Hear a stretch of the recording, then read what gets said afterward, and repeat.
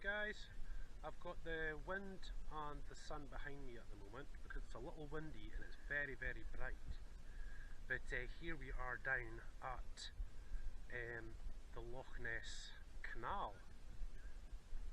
Now just over that way, you guys, a bit east, is where the River Ness flows into the Moray Firth, which is just over there. So obviously about 3 miles behind me at the moment is Loch Ness. So what I thought I'd do was take you down here because I can show you the canal locks as well as the Keswick Bridge, which runs over the end of the Moray Firth here. So I hope you enjoy. Let's have a look. What have we got here for you? So this is obviously the top of the canal, and for those of you that have maybe never seen these before, these are canal locks. I'll give you a little look at them as we come over. There's Sharon and the kids. I'll catch up with you guys. Right, so let me show you this. As you can see, that's the level of the water up here, and that's where it's always at. But what they use these big gates for is to lift the boats up to different levels, to pick them up from away down there. You'll see the sun now, up into the top section, which is here. So let me show you how it works. As you'll see, this one's on the same level as the other. Oh, in fact it's actually lower. Yeah, it's a bit lower actually. Just depends what stage we're at. But this section is just that slightly a little bit lower. And the idea is, if you want to come down from the canal, you stop at those gates, they raise the water level here, which you'll see down there. And then what they do is let the water run out of this section here until it reaches the level of the next one. And so on and so on. And that's how you transport a boat from a slightly higher ground to lower ground. As you can see, it is a beautiful day again. It's a little cold, but it's absolutely beautiful. Now of course there's Inverness across there, caravan site. You guys, where we're at is that way eastward, probably about there actually.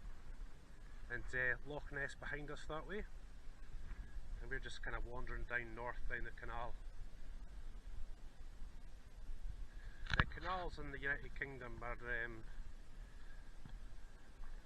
they're always linked with relaxation because it is a slow deal, especially these locks. It takes a little while. But you'll see the water level we are here, you guys. Okay, and the next one, let's have a look down. Wow, that is really low. I'm not sure what they're doing, whether they're draining this one or lifting the other. We'll have a look in a little minute. But as you can see, hopefully, this one's either filling or emptying depending on what they're doing, but I can't see any boats waiting, so I'm not really sure what's happening there. Just going down these steps here. Oh yeah, so it is quite a drop down to that. That's a fair old drop. So it must be doing something. It must be either lowering or increasing. Not sure which. Maybe we'll notice on the way back. Now it seems like the water level here is the same as in the next one. Let's give you a little look, you guys.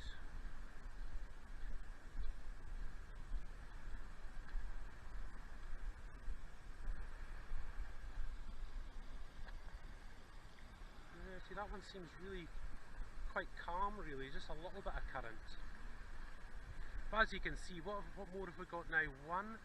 Two more locks, and then you're down onto the sea level, as it were.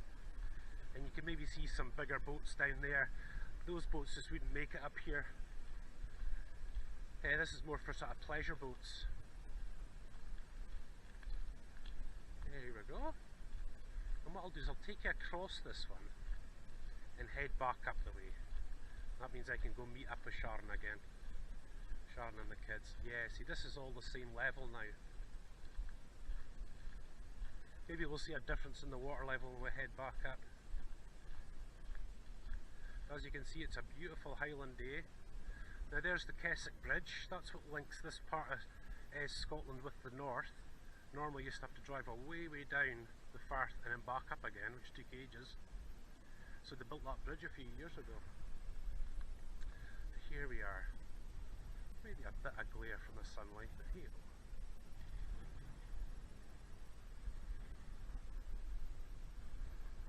There we are.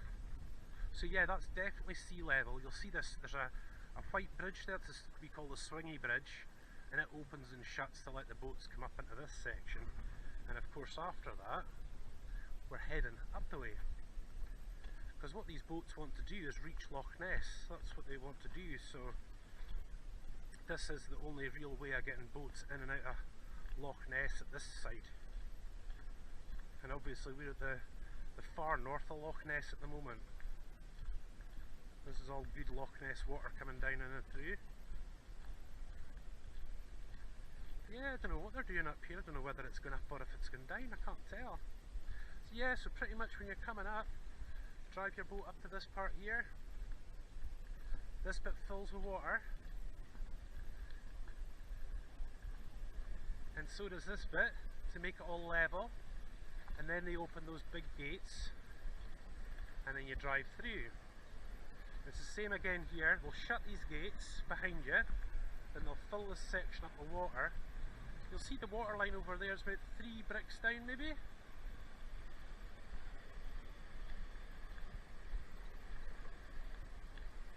Yeah, so this will be filled with water right up to about, it's about 4 bricks down when we get up to here. And of course here's the next set of gates that they'd open to let you up again.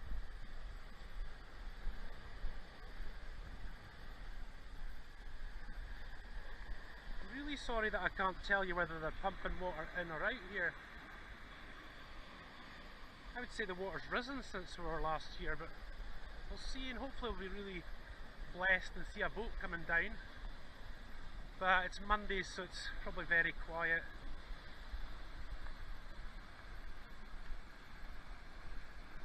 And there we are, basically back up to the top.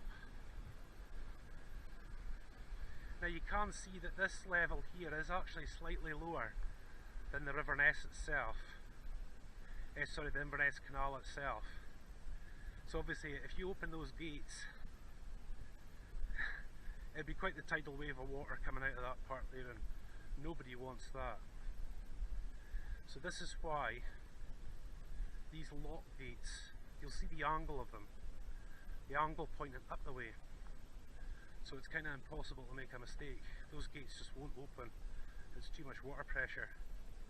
But when you equalise the pressure, they'll open easily enough.